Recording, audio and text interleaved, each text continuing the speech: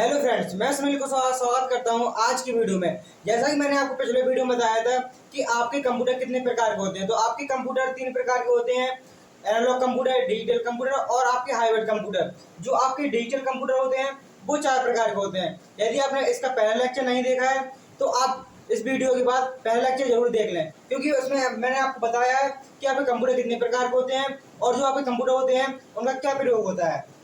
तो चलते हैं आज के लेक्चर में। आज क्या पढ़ेंगे, जैसे कि आपका ट्रिपल सी कोर्स चल रहा है और पहला चैप्टर चल रहा है इंट्रोडक्शन टू कंप्यूटर, उसका आपका लेक्चर है दूसरा। इसमें पढ़ेंगे आप माइक्रो कंप्यूटर। माइक्रो कंप्यूटर क्या होते हैं? इनमें माइक्रो प्रोसेसर का प्रयोग किया जाता है। जो माइक्रो कंप्यूटर होते हैं इनमें माइक्रो प्रोसेसर का प्रयोग किया जाता है।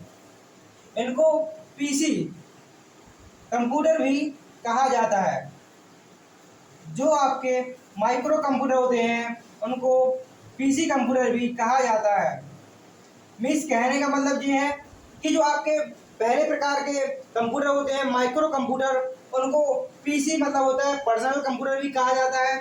जो आपके माइक्रो कंप्यूटर होते हैं उनका कहाँ प्रयोग किया जाता है तो माइक्रो कंप्यूटर का प्रयोग शिक्षा के क्षेत्र में, स्वास्थ्य के क्षेत्र में, बैंकिंग के क्षेत्र में आदि, जहां पर भी आपके पर्सनल कंप्यूटर का प्रयोग किया जाता है वो आपके माइक्रो कंप्यूटर के अंतर्गत आते हैं। इसके अंतर्गत आपके लैपटॉप, डेस्कटॉप, ईटीसी और भी कंप्यूटर आते हैं। जो आपके पर्सनल कंप्यूटर होते हैं जैसे लैपटॉप हो गया, डेस्कटॉप हो गया, और भी कंप्यूटर होते हैं वो आपके पर्सनल कंप्यूटर के अंतर्गत आते हैं। ये आपके माइक्रो कंप्यूटर कहलाते हैं। जैसे कि आपसे क्वेश्चन में पूछा जा सकता है क्वेश्चन में पूछा जा सकता है कि जो आपका लैपटॉप है वो किस प्रकार का कंप्यूटर है, तो आपको पता होना चाहिए कि जो माइक्रो कंप्यूटर आता है सबसे पहले डिजिटल कंप्यूटर के अंतर्गत, और डिजिटल कंप्यूटर में भी ये माइक्रो कंप्यूटर के अंतर्गत आपका लैपटॉप आता है। इसके बाद है आपकी सेकंड हेडिंग मिनी कंप्यूटर। आखिर मिनी कंप्यूटर क्या है? मिनी कंप्यूटर, मिड रेंज के कंप्यूटर को मिनी कंप्यूटर कहा जाता है। मिड रेंज जो मध्यवर्ती होते हैं, मिड रेंज के कंप्यूटर को मिनी कंप्यूटर कहा जाता है। एक से अधिक जो आपके मिनी कंप्यूटर होते हैं उसमें एक से अधिक लोग कार्य कर सकते हैं। जो आपके पर्सनल कंप्यूटर होते हैं उसमें सिर्फ एक लोग कार्य कर सकता है। जैसे कि आपने लैपटॉप चलाया होगा, आपने कंप्यूटर चलाया होगा, उसमें सिर्फ एक माउस होता है जिसकी मदद से सिर्फ एक लोग एक बार में कार्य कर सकता है। जो आपके मिनी कंप्यूटर होते हैं ये आपके माइक्रो कंप्यूटर से और अच्छे होते हैं। माइक्रो कंप्यूटर से आपकी स्टोरेज क्षमता अधिक होती है और कार्य क्षमता भी अधिक होती है। एक से अधिक लोग इसमें कार्य कर सकते हैं। जो आपके मिनी कंप्यूटर हैं इसमें आपके एक से अधिक लोग कार्य कर सकते हैं। इसमें मैं आपको उतना बता रहा हूँ जो आपके क्वेश्चन में पेपर में पूछा जा सकता है। तो आपको सिर्फ इतना याद रखना है कि इनको मिड रेंज कंप्यूटर भी कहा जाता है और एक से अधिक लोग कार्य कर सकते हैं, तो आपका मिनी कंप्यूटर होता है। उसके बाद आता है आपका मेन फ्रेम कंप्यूटर। आखिर मेन फ्रेम कंप्यूटर क्या होता है? तो सर्वर कंप्यूटर की तरह प्रयोग किया जाता है। इसका प्रयोग होता है जो आपका मेन फ्रेम में याद रखना है आपको कि जो आपका सर्वर की तरह प्रयोग किया जाता है। इसका मतलब यह है कि जो आपका काफ़ी बहुत बड़े बड़े सर्वर होते हैं उनमें आपका प्रयोग किया जाता है। मीन्स आपको जो फ्लिपकार्ट कंपनी है और जैसी बड़ी बड़ी कंपनियाँ होती हैं उन्हें बहुत सारा स्टोरेज की क्षमता रखनी पड़ती है, क्योंकि आपने देखा होगा कि आपने कोई प्रोडक्ट मंगाया, आपकी पूरी डिटेल बायोडाटा उनके पास हर चीज़ स्टोर रहता है, तो उनको एक बहुत बड़े सर्वर की जरूरत पड़ती है। तो जहाँ पर बहुत ज़्यादा स्टोरेज क्षमता और कार्य की आवश्यकता पड़ती है वहाँ पर आपके मेन फ्रेम कंप्यूटर का प्रयोग किया जाता है। जो आपके मेन फ्रेम कंप्यूटर होते हैं वो आपके मिनी से बड़े और मिनी और माइक्रो दोनों से बड़े होते हैं। जो आपका माइक्रो कंप्यूटर होता है ये सबसे छोटा होता है, उसके बाद आपका मिनी कंप्यूटर आता है जो माइक्रो कंप्यूटर से बड़ा होता है, उसके बाद आपका मेन फ्रेम कंप्यूटर आता है जो आपका मिनी कंप्यूटर से बड़ा होता है। इसका प्रयोग सर्वर के रूप में किया जाता है। इसके बाद आता है आपका सुपर कंप्यूटर। सुपर कंप्यूटर ये सबसे बड़ा कंप्यूटर होता है। इनका प्रयोग कहाँ किया जाता है? तो जैसे कि आपने सुना होगा कि जो लोग अंतरिक्ष में जाते हैं तो उन सब की जानकारी आपके सुपर कंप्यूटर में की जाती है, मापी जाती है। जैसे कि आपका मौसम का तापमान, मौसम के बारे में जानकारी, तो आपके सब इन्हीं कंप्यूटर जो आपका सुपर कंप्यूटर होता है इसी में मापी जाती है। कुछ ही सेकंड में कुछ ही सेकंड में हजारों लोगों के बराबर कार्य कर सकता है। कि मीन्स कहने का मतलब ये है कि एक मात्र एक सेकंड में ही हजारों लाखों लोगों की संख्या में एक कार्य कर सकता है, मीन्स बराबर कार्य कर सकता है। जहां पर 1000 लोग 10 दिन में कोई कार्य करेंगे, वहां पर आपका ये सुपर कंप्यूटर है आपको सिर्फ एक सेकंड में ही पूरा कार्य कर देगा। तो इसकी कार्य क्षमता होती है, कार्य क्षमता सबसे अधिक इसकी कार्य क्षमता होती है। इसमें बहुत सारे सीपीयू होते हैं, सीपीयू बहुत सारे होते हैं। और इसकी स्टोरेज क्षमता, स्टोरेज क्षमता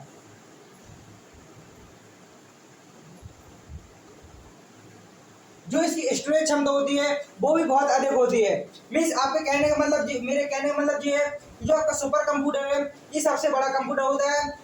मिनी माइक्रो कंप्यूटर आपका सबसे छोटा, उससे बड़ा आपका मिनी कंप्यूटर, उससे बड़ा आपका आता है मेन फ्रेम कंप्यूटर, और सबसे बड़ा आ जाता है आपका सुपर कंप्यूटर। आपसे क्वेश्चन यही पूछा जा सकता है कि आपका मौसम विभाग में किस कंप्यूटर का प्रयोग किया जाता है, तो आपको पता होना चाहिए कि मौसम विभाग में सुपर कंप्यूटर का प्रयोग किया जाता है। इसमें ऐसे भी क्वेश्चन आ सकता है कि मिड रेंज कंप्यूटर किसे कहा जाता है, तो मिड रेंज कंप्यूटर आपके मिनी कंप्यूटर को कहा जाता है।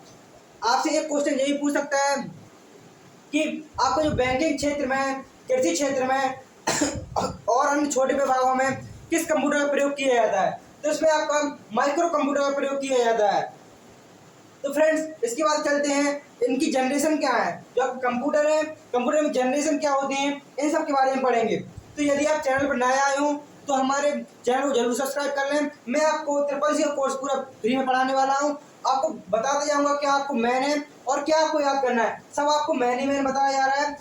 यहीं से क्वेश्चन आपके फंसते हैं। तो चलते हैं जनरेशन की ओर। जनरेशन आखिर क्या होती है, जनरेशन का मतलब क्या होता है, तो आप ने सुना होगा कि आपकी फर्स्ट जनरेशन क्या होती है। First generation, second generation, third generation, fourth और फिफ्थ। अभी तक जो आपकी जनरेशन आई है कंप्यूटर में, आपकी सिर्फ फिफ्थ जनरेशन आए हैं। जो आपके वर्तमान में प्रयोग में लाए जाते कंप्यूटर हैं वो आपके फिफ्थ जनरेशन के प्रयोग में लाए जाते हैं। आपका फर्स्ट जनरेशन का टाइम पीरियड क्या था, तो फर्स्ट जनरेशन का टाइम पीरियड था 1944 से लेकर 1955 तक। और जो आपकी सेकंड जनरेशन है उसका टाइम पीरियड क्या था, तो आपकी सेकंड जनरेशन का टाइम पीरियड था 1956 से लेकर 1964 तक। तो जो आपकी थर्ड जनरेशन है, थर्ड जनरेशन का टाइम पीरियड था 1965 से लेकर 1974 तक। और जो आपकी फोर्थ जनरेशन आती है इसका टाइम पीरियड था 1975 से लेकर 1989 तक। जो आपकी फिफ्थ जनरेशन है इसका टाइम पीरियड है 1990 से लेकर अब तक। जो आपका वर्तमान युग चल रहा है इस जनरेशन में इस जनरेशन में आपका कंप्यूटर की फिफ्थ जनरेशन का प्रयोग किया जा रहा है। तो आपके इसमें क्वेश्चन आते हैं कि जो आपकी फर्स्ट जनरेशन थी कंप्यूटर की वो उसका टाइम पीरियड कितना था, तो आपको डायरेक्ट क्वेश्चन पूछ जाते हैं कि आपकी फर्स्ट जनरेशन का टाइम पीरियड क्या था, तो आपको याद करना है 1944 से लेकर 1955 तक। जी आपकी फर्स्ट जनरेशन है, इसमें क्या प्रयोग किया गया था, तो इसमें फर्स्ट जनरेशन में आपके vacuum tube, VACCUM vacuum tube,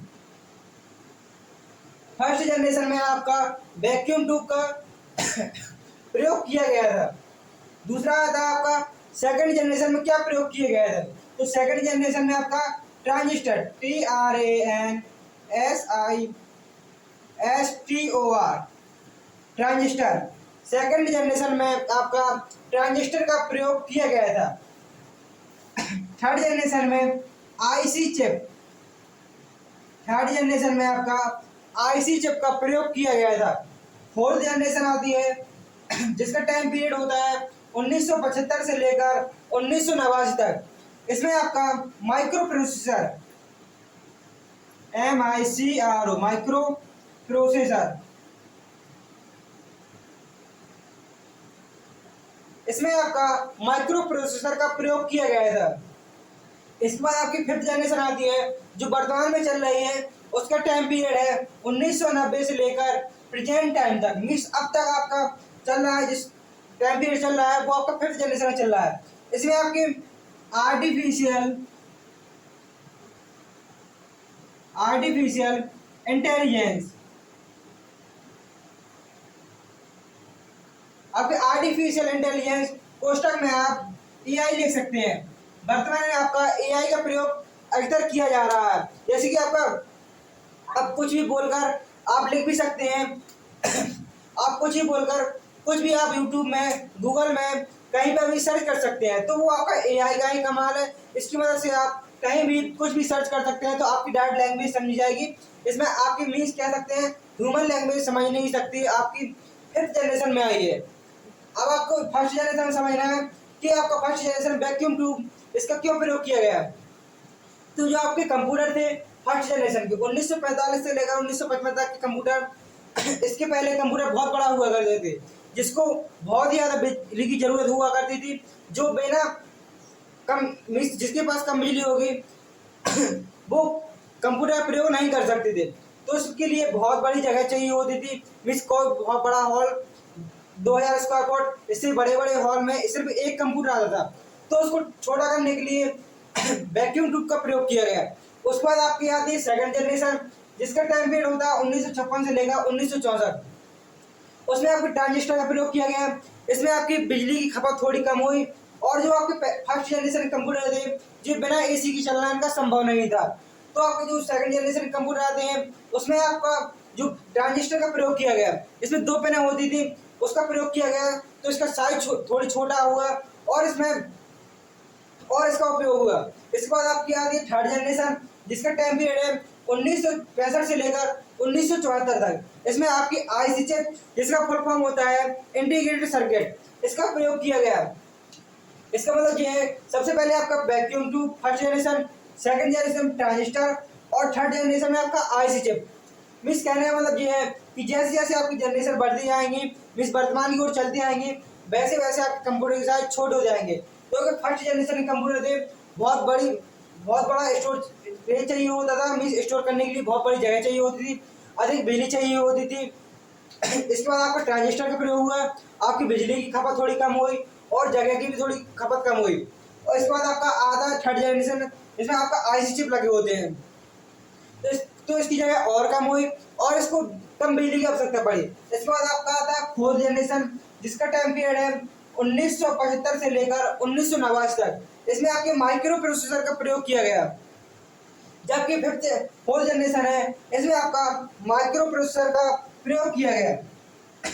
जो आपकी फिफ्थ जनरेशन है 1990 से वर्तमान समय तक, जो आपकी वर्तमान में चल रही है वो आपकी फिफ्थ जनरेशन है। इसी जनरेशन में आपके लैपटॉप और कंप्यूटर आदि सिस्टम आए थे। तो आपको याद रखना है, सबसे इम्पोर्टेंट चीज ये है कि आपको ये चीज याद होनी चाहिए कि फर्स्ट जनरेशन इनका टाइम पीरियड क्या था और इनमें क्या क्या प्रयोग किया गया था।